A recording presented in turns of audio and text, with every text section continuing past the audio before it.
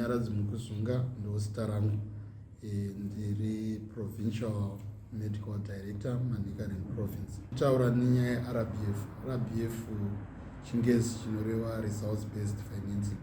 Zvinotaura izvo inova mari inopiwa kumafacilities zvichienderana neurongwa hwekutarisa kuti vari kugona basa zvakadii. So RBF tine zvatinotarisa kuti basa rakawanda sei uye riri kuitwa neunyanzvi hwakadii.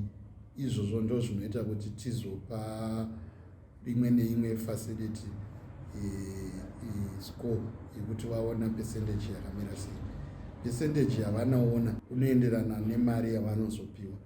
Mari yavanopiwa iyi vanoishandisa kuita zvavanofunga kuti ndo zvakavakoshera pafacility, zvichienderana nekuvandudza kuutano munharaunda.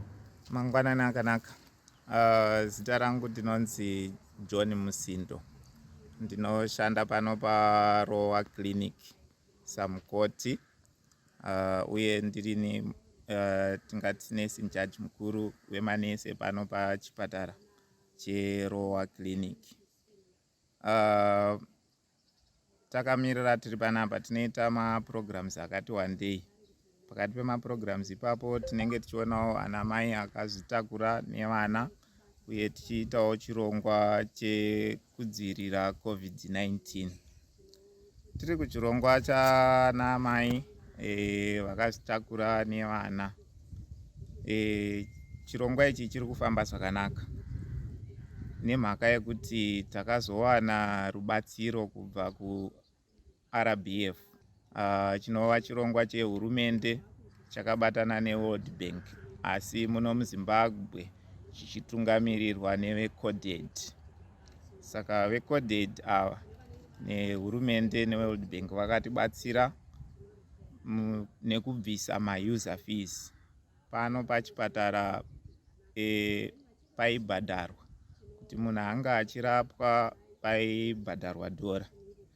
Kuti vanamai vabhuke nhumbu nekuzosununguka paibhadharwa $5 ma-United States dollars. Saka nekuuya kwechirongwa ichi mushure mekunge maonekwa matambudziko akasiyana siyana. Matambudziko akanga ari kubata vanamai vekumaternity anosanganisira kushayiwa mari. Saka mai vashayiwa mari zvaizoita kuti vanamai ava vanga vachizobarira mudzimba.